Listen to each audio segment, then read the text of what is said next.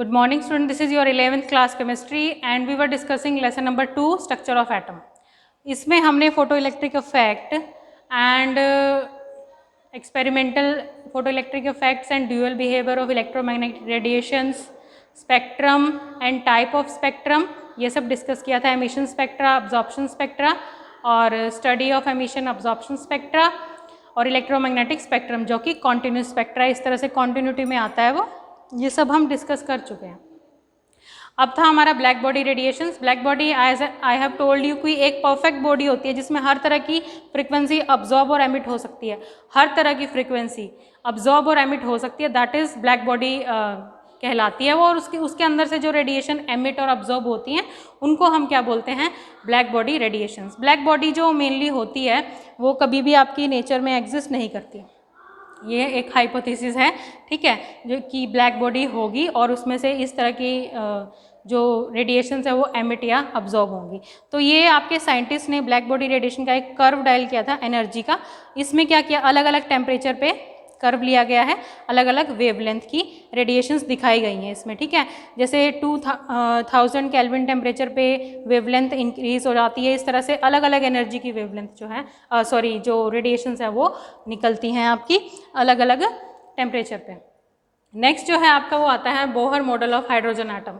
Bohr model, Bohr ने क्या कहा था, Bohr as you have studied in 9th class से आप पढ़ते आ रहे हैं कि बोहर ने क्या बोला था कि एक सेंटर में न्यूक्लियस है और ऑर्बिटल उसके चारों तरफ है, जिसके अंदर इलेक्ट्रॉन क्या करता है, रोटेट करता है. हर इलेक्ट्रॉन के रोटेट करने की अपनी एक पर्टिकुलर एनर्जी होती है. ये जो इलेक्ट्रॉन है, ये जो रोटेट कर रहा है, ये इसकी जो एनर्जी है दैट इज़ क्वांटाइज, मतलब पर्टिकुलर एनर्जी होती है, कांस्टेंट रहती है, ना तो ये लूज़ करता है ना गेन करता है. और अगर ये कॉन्टिन्यूटी में लूज़ और गेन करेगा, जैसे रदरफोर्ड ने बोला था कि कॉन्टिन्यूटी में इलेक्ट्रॉन लूज़ करता है अपनी एनर्जी, तो वो न्यूक्लियस के अंदर फॉल हो जाएगा, जिससे कि क्या होगा, आपका एटम डिस्ट्रॉय हो जाएगा. लेकिन ऐसा नहीं होता.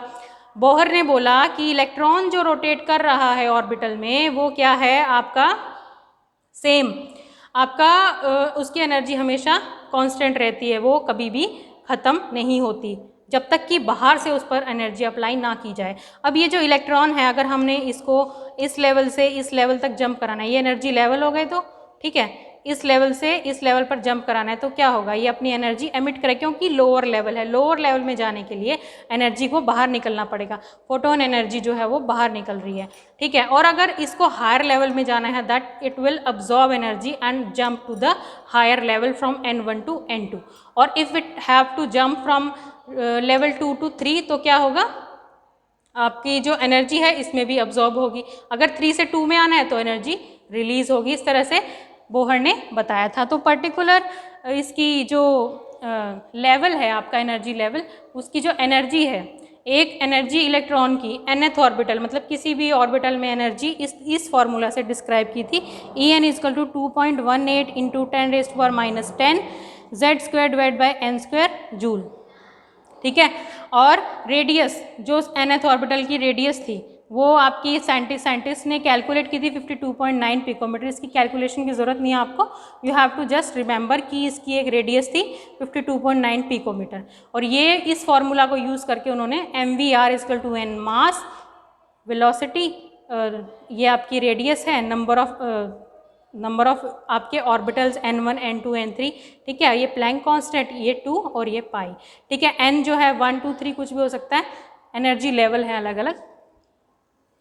नेक्स्ट है आपका limitations of Bohr model. Limitations क्या थे, एक तो बोहर मॉडल ने जो हाइड्रोजन एटम है सिर्फ उसी को डिस्क्राइब कर पाया, मतलब इलेक्ट्रॉन्स का रिवॉल्व होना उसने डिस्क्राइब कर दिया, कांस्टेंट एनर्जी उसने डिस्क्राइब कर दी, लेकिन उसने ये सिर्फ और सिर्फ हाइड्रोजन के लिए डिस्क्राइब कर पाया जिसमें एक इलेक्ट्रॉन था.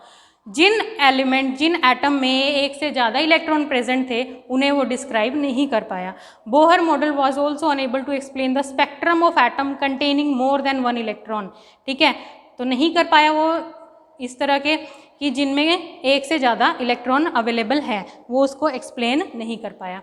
उसके बाद बोहर मॉडल के फेलियर के बाद जो आपके ड्यूअल बिहेवियर ऑफ मैटर को फॉलो करने के लिए या उसको सहमति जताने के लिए या उसको वोट करने के लिए दो कॉन्सेप्ट आया आपके, डी ब्रोगली हाइपोथेसिस था और हेजनबर्ग अनसर्टेनिटी प्रिंसिपल था। डी ब्रोगली हाइपोथेसिस में क्या था? De Broglie propose that the matter exhibit dual behaviour, that is matter show both particle and wave nature.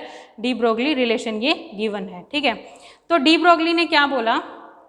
De Broglie ने बोला कि जो आपका मैटर है उसके अंदर जो एटम है वो क्या करता है, उसका पार्टिकल नेचर भी है और वेव नेचर भी वो डिस्क्राइब करता है। पार्टिकल नेचर और वेव नेचर वो डिस्क्राइब करता है, मतलब दोनों नेचर उसके अंदर होते हैं। तो ये ड्यूअल बिहेवियर ऑफ मैटर को सपोर्ट करता है डी ब्रोगली हाइपोथेसिस। इसने एक मैथमेटिकल एक्सप्रेशन दिया था, lambda is equal to H upon M V. H क्या है? Planck constant, mass of the atom, velocity of the atom. जब हम उस पर लाइट डालते हैं तो इसको हम मोमेंटम बोल देते हैं। M V is equal to momentum, that is P. H upon P, lambda is equal to H upon P. ये आ गया आपका डी ब्रोगली हाइपोथेसिस। हाइपोथेसिस है एक तरह से ये, मतलब कि उसने कुछ डिराइव कर दिया, कोई एक्सपेरिमेंटल प्रूफ नहीं दिया। नेक्स्ट है आपका हेजनबर्ग अनसर्टेनिटी प्रिंसिपल। हेजनबर्ग ने क्या किया? इलेक्ट्रॉन जो बहुत ही छोटा है, ठीक है, उसके ऊपर उसने क्या किया? लाइट डालकर देखी, ठीक है। तो उसने देखा कि इलेक्ट्रॉन की पोजीशन और इलेक्ट्रॉन की मोमेंटम, ठीक है, वो दोनों फिक्स नहीं हो पा रही हैं। तो उसने क्या बोला? It states that it is impossible to determine simultaneously the exact position and exact momentum, जिसको कि हम वेलोसिटी भी बोल सकते हैं, of an electron. The product of their uncertainty is always is not fixed, ठीक है, वो फिक्स नहीं है। तो क्या बोला? जैसे एक इलेक्ट्रॉन है उसके ऊपर लाइट एमिट होती है, एक इलेक्ट्रॉन है, मान लो यहाँ पर एक इलेक्ट्रॉन है उसके ऊपर लाइट एमिट हो रही है, तो क्या होगा? वो मूव करने लग जाएगा, ठीक है। तो हम क्या करते हैं? या तो उसकी पोजीशन फिक्स कर लें या उसकी वेलोसिटी फिक्स कर लें, ठीक है। अगर हमें मूवमेंट उसकी कैलकुलेट करनी है तो हम उसकी पोजीशन कैलकुलेट नहीं कर पाएंगे, क्योंकि लाइट पड़ते ही वो भागने लग जाता है, क्योंकि बहुत ही छोटा होता है वो, ठीक है। तो हेजनबर्ग अनसर्टेनिटी प्रिंसिपल ने क्या बोला कि हम किसी भी माइक्रोस्कोपिक पार्टिकल, माइक्रोस्कोपिक यानी कि एटम ही लिया उसने, माइक्रोस्कोपिक पार्टिकल की कभी भी पोजीशन और वेलोसिटी एक साथ मेजर नहीं कर सकते। तो उसने change in position multiply change in momentum, यानी कि change in speed is greater than और equal to H upon 4 pi. H है प्लैंक कांस्टेंट आपका। ये क्या है? Uncertainty in position. Uncertainty means कुछ फिक्स नहीं होना। अनसर्टेनिटी इन मोमेंटम मतलब कुछ फिक्स नहीं होना उसकी स्पीड में। ये थे आपके दो चीज़ें जिन्होंने ड्यूअल बिहेवियर ऑफ मैटर को डिस्क्राइब किया था, ठीक है। अब जो आपका बोहर था उसने एक तो ड्यूअल बिहेवियर ऑफ मैटर को नहीं बता पाया। वो ड्यूअल बिहेवियर यानी कि जो मैटर है वो पार्टिकल नेचर का भी है, वेव नेचर का, वो नहीं बता पाया। And it also contradict the Heisenberg uncertainty principle. उसने हेजनबर्ग अनसर्टेनिटी प्रिंसिपल को भी कॉन्ट्राडिक्ट किया, क्योंकि उसने बोला था कि इलेक्ट्रॉन्स जो हैं वो फिक्स एनर्जी में घूमते हैं, लेकिन जो आपका हेजनबर्ग है उसने बोला कि इलेक्ट्रॉन की ना हम पोजीशन और वेलोसिटी एक साथ मेजर नहीं कर सकते, जो कि आपके बोहर मॉडल के बिल्कुल उल्टा था, ठीक है। इस तरह से ड्यूअल बिहेवियर को शो करने वाले भी काफ़ी साइंटिस्ट आए, जिनको आगे हम और डिस्कस करेंगे इसके बारे में। Thank you. Pose officer.